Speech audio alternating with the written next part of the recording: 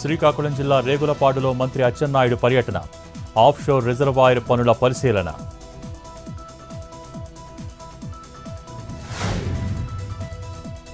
రేపు ఖమ్మం జిల్లా మధిరలో deputy CM Bhatti పర్యటన.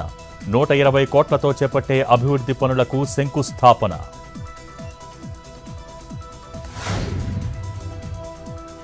కట్టు బానిసలా లొంగిపోయారు. బీజేపీ అన్నా డీఎంకే పొత్తుపై స్టాలిన్ కామెంట్. మా లక్ష్యం మార్గం మాకు తెలుసన్న అన్నామలై. ఎన్నికల్లో ఎన్డీఏ కూటమితో డీఎంకేను కూలుస్తామని కామెంట్.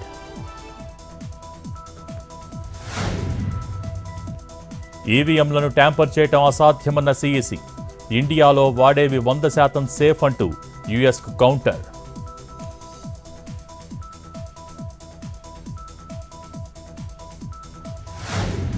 మహారాష్ట్రలో కొనసాగుతున్న అమిత్ షా పర్యటన.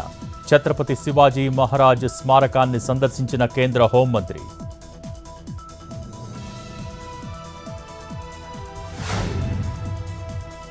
ఉగ్రదాడి జరగవచ్చని రాష్ట్రాలను అప్రమత్తం చేసిన కేంద్రం.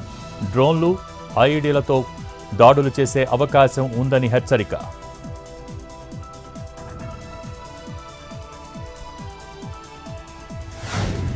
హైదరాబాద్లో జాతకాల పేరుతో మోసం చేస్తున్న ఫేక్ బాబా అరెస్ట్. సాంబశివుడిని అరెస్ట్ చేసిన కాచిగూడ పోలీసులు.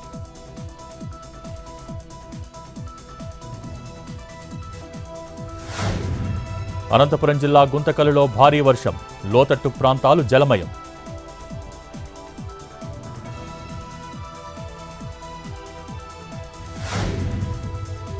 తెలంగాణకు వర్ష సూచన.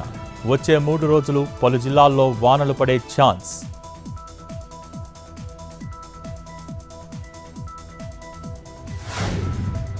హర్యానా గురుగ్రామ్లో అగ్ని ప్రమాదం. ఆర్టీఓ సీజ్ చేసిన వాహనాలు దగ్ధం.